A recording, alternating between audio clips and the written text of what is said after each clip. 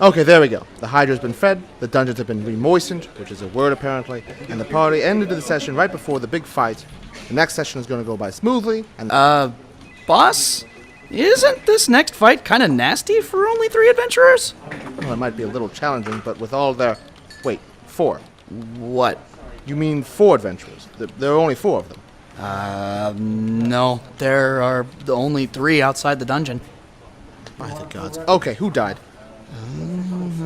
Oh, the cleric! How did the cleric die? Let's see. Oh, okay, so apparently he made a snide comment at the barbarian and, well... When did this happen? I wasn't drunk. Well, that drunk. Well, you went to the restroom near the end, and then they fought and insisted that it was all in character, so... Ah!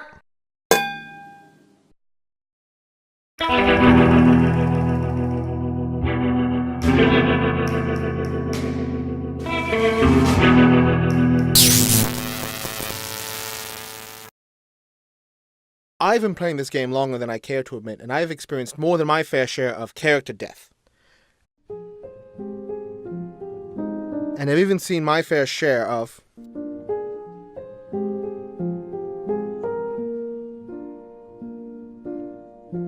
All around me are familiar faces, worn out places. Okay, we get it! And I've even seen my fair share of player deaths as DM.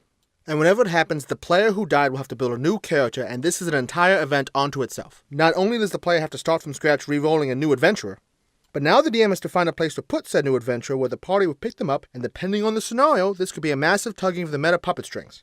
I don't think that's a good metaphor, boss. I don't see any points in literary devices on your character sheet, Steve. The character died, most likely in some combat, and honestly, let's face it, it was probably an avoidable one. What do you do now? I know. I'll make the same character and give him a different name. First of all, that's a stupid idea. Not a bad one depending on the kind of game you're playing. And maybe even thematically appropriate. But really, your character died and your first thought is to double down? That character might have been fun to play. Or maybe it died a few levels before it was supposed to come together. But think of it from a narrative perspective. If a character in a book or movie died only to be replaced with a similar character and a different name, that would be boring, right?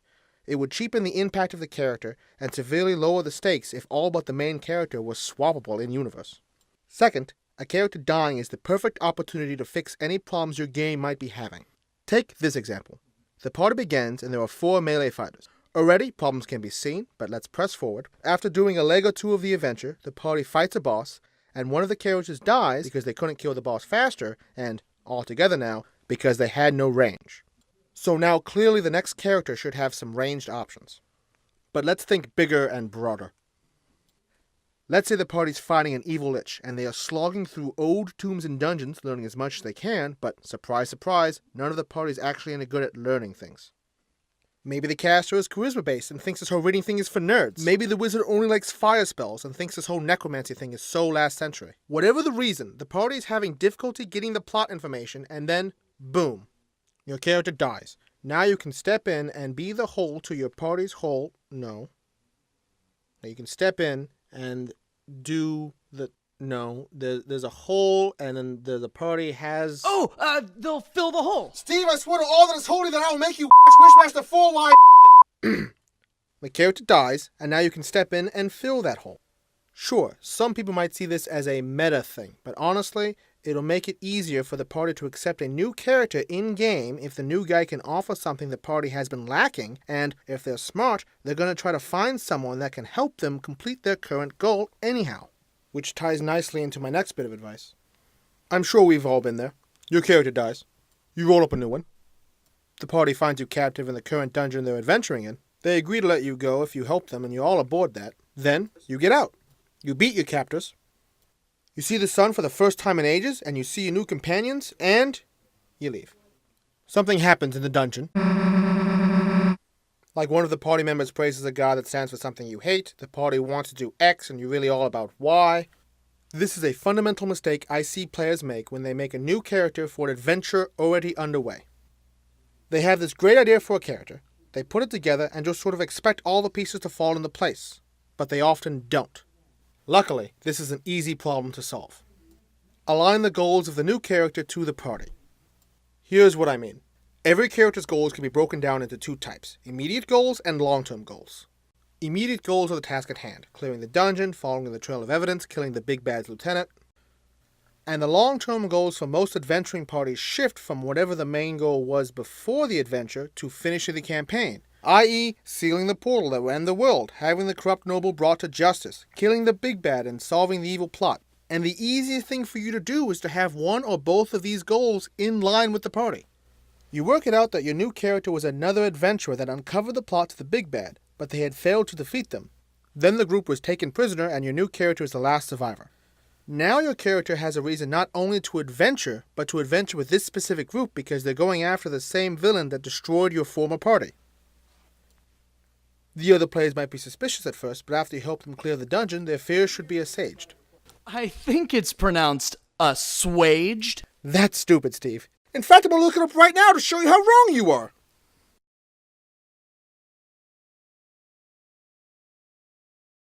Shut up, Steve. No one likes to know it all. Anyway, it's not hard to come up with a reason for your new character to want to be with the party. And with a little help from your DM, you can make a new character with even more involvement in the plot to allow for more ease of transition. As a DM, you are trying to construct a compelling story, and when one of your players dies, especially in a non-dramatic way, how are there still more of those? It can be hard enough to keep the group not only together, but motivated to continue if they have no invested stake in the plot. So what do? Well, the answer is simple. You plan for it. It should be easy enough to have a support group for the party. Most kind of adventures sort of depend on it, really. And with a little work, you can make the group have the resources to have other adventurers in the background, but not relevant until you need them. Let's say there's an evil dragon terrorizing the countryside, and the party is tasked by the king or some such noble to deal with the problem. Yada yada yada, the rogue dies to some theft-related incident, and now the party needs a fourth member before they can go fight the dragon. Well, there's your out. The king.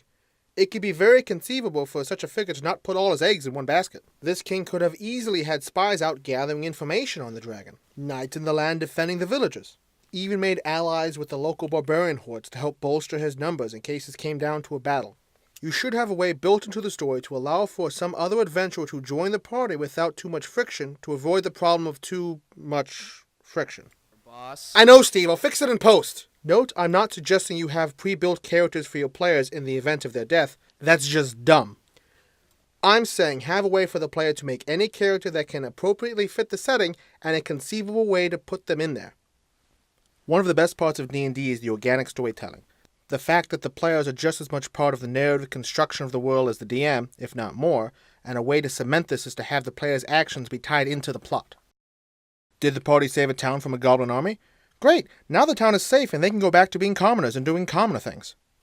But what about the baker's daughter, who just saw how much danger the town was in, and had it not been for brave adventurers, surely the town would have perished? Maybe it's not inconceivable that she goes out and learns to fight as an adventurer to go save other towns and repay the kindness that happened to her.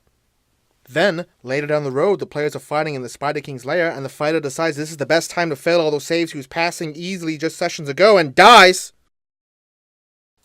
The party finishes the boss, divvies up the fighter's loot, and when the player is sitting there wondering what to play as, tell the player that the baker's daughter would have leveled up in any class, really, letting the player make their own mechanical decisions. And now we have a compelling backstory that is woven into the world. We see the echoes of the player's actions into the fabric of the universe itself. Of course, you don't have to have this all planned out ahead of time. That would be insane. But don't be afraid to have your player's actions add to the world as a whole. And of course, work with the player. Have them make the character they want to play. In short, in narrative-focused games where the goal is to make a good story, don't just throw some random hodgepodge creation in there and then make it work by having the players do a song and dance on meta eggshells by just letting some random bloke they found on the side of the road into the group and letting them have an equal share of the loot. It doesn't work. It's not fun. Not for the other players, not for the DM, and honestly not for the hodgepodge. If you take anything away from this, it should be that I am unimaginably charismatic and deserving of all your praise and devotion. But if you take two things away from this, the second should be that with a little effort, if and when your character dies, you and the DM can work together to make getting back in the game not such a painful experience.